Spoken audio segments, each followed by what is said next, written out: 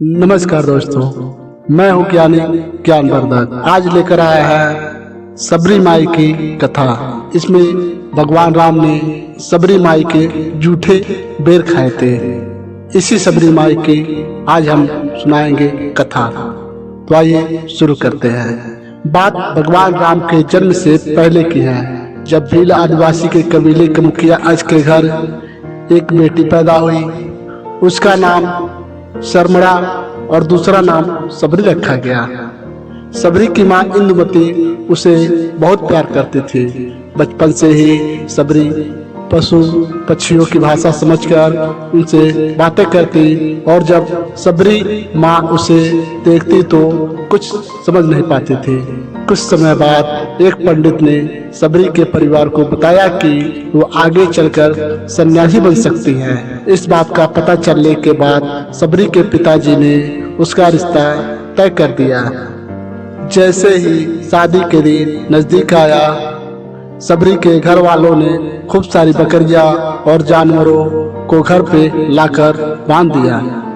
एक दिन सबरी की माँ सबरी की बाल बना रही थी, तो सबरी ने माँ से पूछा, इतने सारे जानवर हमारे घर क्यों लाए गए हैं? तो सबरी की माँ ने जवाब दिया, बेटी तुम्हारे विवाह होने वाला है, इसलिए हम लोगों ने इनका इंतजाम बलि के लिए किया है। तुम्हारी शादी के दिन ही बलि प्रथा होगी और फिर उनका स्वादिष्ट भोजन बनाकर परोसा जाएगा। यह सब सुनकर सबरी बहुत दुखी हो गई। काफी देर तक उन जानवरों को आजाद करने के बारे में सोचती रही। सोचते सोचते मन में हुआ कि अगर ये जानवर यहाँ नहीं होंगे तो इनकी बलि रुक सकती है। यदि ऐसा नहीं हुआ तो मेरे घर से कहीं जाने पर ही इनकी बलि रुक सकती है, क्योंकि यदि मैं ही नहीं रहूंगी न विवाह होगा और न बलि चढ़ेगी और इन मासूम की जान बच जाएगी। इस सोच के साथ जानवरों को रखी जगह पर सबरी पहुंची और उन्हें खोलकर आजाद करना चाहती थी, लेकिन ऐसा नहीं कर पाई। उसके बाद सबरी जंगल की तरफ भागने लगी। भागते भागते सबरी ऋषि मुख पर्वत पर जा पहुंची। वहाँ करीब 10,000 ऋषि मुनि तपस्या करते थे। सबरी को लगा कि वह इसी जंगल में किसी तरह ऋषि मुनियों की सेवा करके अपना जीवन जी लेगी। वे चुपचाप उसी जंगल के एक हिस्से में किसी तरह रहने लगी। सबरी रोजाना ऋषि मुनियों की झोपड़ी के आगे झाड़ू लगाती, हवन के लिए लकड़ियां भी लाकर रख देती। ऋषि मुनियों को समझ में नहीं आ रहा था कि जंगल में उनके काम अपने आप कैसे हो जा रहा है। लेकिन एक दिन सबरी को किसी ऋषि ने देख लिया और उससे उसका परिचय पूछा। तब सबरी ने अपना परिचय बताते हुए बताई वो भील आदिवासी परिवार से संबंध रखती है। तो ऋषियों ने उसे खूब डांट लगाई। सबरी को इस बात का बिल्कुल भी पता नहीं था कि उसकी छोटी जाति है और ऋषियों द्वारा जात की वजह से सहन करना पड़ेगा। इतना सब होने के बाद भी सबरी हर ऋषि मुनि के दरवाजे पर पहुंची और उनके आंगन में झाड़ू लगाकर उनसे गुरु दीक्षा देने के लिए कहते, लेकिन हर कोई सबरी की छोटी जाति होने के नाते आश्रम से भगा देता है। ऐसा होते होते काफी समय बीत गया। उसके बाद सबरी मतंग ऋषि के कुटिया में पहुंची। वहां पहुंचकर मतंग ऋषि को सबरी ने बताया कि उनसे गुरु दीक्षा लेना चाहती है। मतंग ऋषि ने खुशी खुशी उसे गुरुकुल में रहने दिया और अपना शिष्य बना लिया। सबरी ने खुशी खुशी मतंग ऋषि के वहाँ रहना शुरू किया। मतंग ऋषि की बहुत ही सेवा करती थी, सेवा में कोई कसर नहीं छोड़ी। वो गुरुकुल के सारे काम भी करती थी। सबरी से खुश होकर मतंग ऋषि ने उसे अपना बेटी मान लिया था। समय के साथ ऋषि का शरीर बूढ़ा हो गया। उन्होंने एक दिन सबरी को अपने पास बुलाया और कहा, बेटी मैं अपना देह त्यागना चाहता हूँ।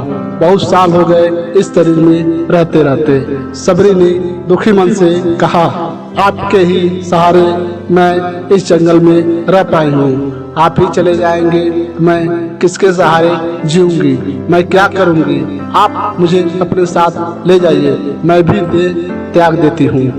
मतंग ऋषि ने जवाब दिया, बेटी तुम्हें चिंता करने की कोई जरूरत नहीं, राम तुम्हारी चिंता करेंगे और ध्यान रखेंगे।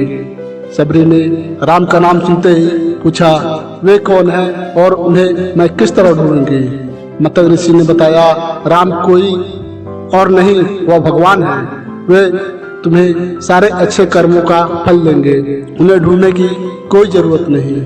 वे एक दिन तुम्हें खोजते हुए इस कुटिया में आएंगे और तुम्हारे अच्छे कर्मों का फल देंगे, तब तक तुम इसी आश्रम में रहो। इतना कहते ही मतंग ऋषि ने अपना शरीर त्याग दिया। सबरी के मन में मतंग ऋषि के जाने के बाद एक ही बात थी कि भगवान राम स्वयं उनसे मिलने आएंगे।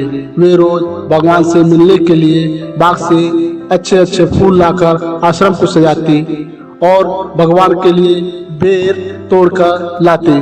भगवान के लिए बेर चुनते हुए उन्हें चख लेती थी ताकि भगवान को सिर्फ मीठे बेर दे। रोजाना इसी तरह भगवान के दर्शन के लिए आस में फूल और बेर इकट्ठा करते थे माई सबरी। इसी तरह इंतजाम में कई साल बीत गए। सबरी का शरीर वृद्ध हो गया। एक दिन आश्रम के पास के ही तालाब में सबरी पानी लेने गई। तभी पास के ही ऋषि ने उसे अछूत करते हुए भागने के लिए कहा और पत्थर मार दिया। वह पत्थर जब सबरी को लगा तो उसे चोट लगी और खून बहने लगा। बहते हुए खून की एक बूंद उसी तालाब के पानी में गिर गई। तभी पूरा तालाब का पानी खून में बदल गया। यह सब होता देखकर ऋषि ने सबरी को ही डांटा और कहा, पापनी, तुम्हारी वजह से पूरा पानी खराब हो गया। रोज ऋषि उसी पानी को साफ करने के लिए अपनी कई तरह की विद्याओं का इस्तेमाल करते। कई सारे जतन करने के बाद भी कुछ नहीं हुआ।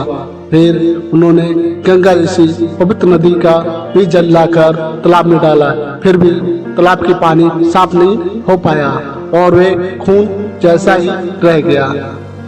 कई सालों तक तालाब के पानी को साफ करने की कोशिश के बाद भी काम नहीं आया तो ऋषि ने थक कर सब कुछ छोड़ दिया। इस घटना के कई सालों बाद राम अपनी पत्नी सीता के हरण के बाद उन्हें ढूंढते हुए उसी तालाब के पास पहुँचे। ऋषि मुनियों ने उन्हें पहचान लिया। भगवान को वहाँ देखकर ऋषियों ने तालाब का पानी साफ करने के लिए भगवान से प्रार्थना करते हुए पैर इसमें डालने के लिए कहा, लेकिन पानी जैसे का तैसे ही था। ऋषि मुनियों ने भगवान से भी कई जतन करवाए, लेकिन पानी जस का तस खून जैसा ही रहा। तब भगवान ने ऋषियों से पानी के रक्त में बदलने की कहानी पूछी। तब ऋषियों ने सबरी को पत्थर मारने वाली सारी बात भगवान राम को बताया। उसके बाद कहा कि वह महिला अपवित्र है, छोटी जात की है, इसलिए ये सब हुआ है। उसी वक्त भगवान राम ने कहा, ये सब आप लोगों के खराब वचनों से हुआ है। सबरी को इस तरह शब्द बोलकर आप लोगों ने उसे नहीं बल्कि मेरे दिल को घायल किया है। ऐसी घायल दिल के रक्त का प्रतीक यह तालाब का लाल पानी है। आगे भगवान राम बोले, कहाँ है वो माई, उसे मैं मिलना चाहता हूँ। तब तक सबरी भी उसी तालाब के पास आ पहुंची। सबरी उसी तालाब पे पहुंची। इस दौरान सबरी के पैरों को ठोकर लगती है और कुछ धूल उस तालाब के मिट्टी में जाकर गिर जाता है और तालाब के सारे पानी साफ हो जाते हैं। भगवान सबसे कहते हैं कि देखिए, आप लोगों ने क्या कुछ नहीं किया, लेकिन पानी साफ नहीं हुआ। अभी सिर्फ इनके पैरों की थोड़ी सी धूल ने ही तालाब का पानी साफ कर दिया। भगवान राम को सबरी पहचान चुकी थी। उन्हें प्रणाम करके सबरी ने कहा, भगवान आप मेरे साथ मेरे कुटिया में चलिए। भगवान भी खुशी खुशी सबरी के साथ चल पड़े। फूलों से सबरी ने भगवान राम का स्वागत किया। वे सीधे बेर तोड़ने के लिए भाग गई और चक चक कर उनके लिए बेर लेकर आई। उन्होंने बड़े ही प्यार से भगवान राम और लक्ष्मण को बेर दिए। भगवान राम ने भी उतने ही प्यार से बेर को खाना शुरू किया। तभी बेर खाते देखकर लक्ष्मण ने कहा, भैया ये बेर झूठे हैं, इन्हें आप कैसे खा सकते हैं? भगवान ने जवाब दिया, लक्ष्मण ये बेर झूठे नहीं बल्कि बहुत मीठे हैं। सबरी माई हम सब के लिए बहुत प्यार से तोड़ के लाई। इतना कहकर भगवान राम प्यार से उन बेर को खाने लगे। भगवान के जाते हुए सबरी माई से कहा, आप मुझसे क्या चाहते हो? जो चाहो तुम मांग सकती हो। सबरी ने उन्हें कहा, मतंग ऋषि के कहने पर आज तक सिर्फ आपके दर्शन के लिए जी रही थी, अब आप मुझे मुझ प्रदान कीजिए, मैं अपना शरीर त्यागना चाहती हूँ। उसी वक्त सबरी ने अपना शरीर त्याग दिया। भगवान राम ने अपने हाथों से अंतिम संस्कार किया और सीता माँ की खोज में आगे बढ़ गए। इस तरह से ऋषि मतंग की बात सच साबित हुई और सबरी को भगवान के राम के दर्शन भी हुए। तभी से भगवान राम को सबरी के नाम से भी जाने लगा। इस कहानी से हमें यह सीख मिलती है कि सच्ची श्रद्धा हो तो भगवान के दर्शन जरूर होते हैं। बोलिए श्री रामचंद्र की जय, सबरी मैया की जय। हमारी कहानी आप लोगों की कैसे लगी कमेंट करके जरूर बताइए और अगली कहानी सुनने के लिए हमारे चैनल को सब्सक्राइब करके बेल आइकन दबा के रखें ताकि आपको नोटिफिकेशन मिल सके। धन्यवाद।